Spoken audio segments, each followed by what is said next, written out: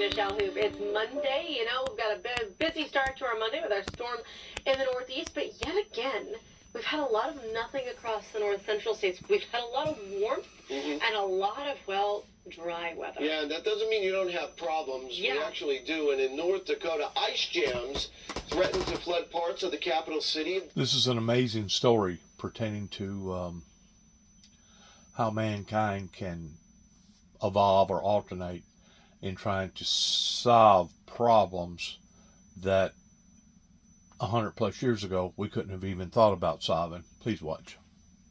Smart. But state officials work together to find a creative solution. Wait till you hear about this.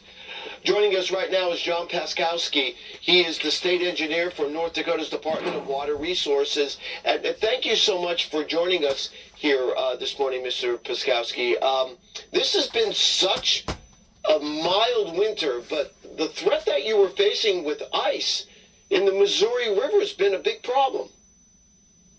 Yes, sir, that it has. Something that we typically see a little bit of here and there, usually in the spring when we have ice breakup, and again, sometimes in freezing in the wintertime. But yeah, we had a unique situation here a couple weeks ago. And I understand you had a unique way to solve the problems.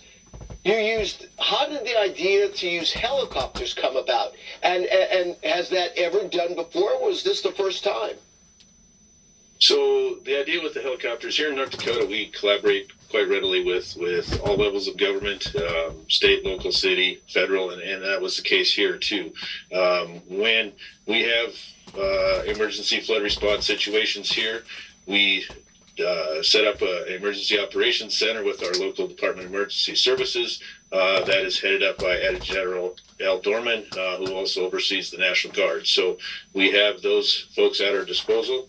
And this situation, we had the ice jam, rivers were rising. We were at the Emergency Operations Center, and we just started talking about issues, thoughts, ideas. In the past and in other places, they have used aerial dusting using bottom ash or sand or materials like that to try and break up the ice.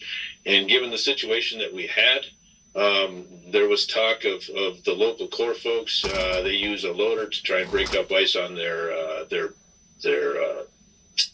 docks, their boat docks. And so we thought, okay, what can we do? We can't reach out in the middle of the river. How can we get there? And so we came up with this idea of dropping water and using the water from the river to fix the river itself. And in fact, it turned out to work quite nicely given the conditions that we had. And so is this something that you've tried before, or was this the first time you did this?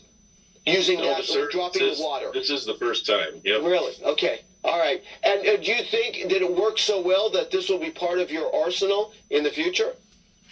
Yes, sir. This will definitely be part of the arsenal moving into the future. Again, conditions are going to dictate when or if this will be successful. But in this situation, it worked quite well. So we were very pleased with the results.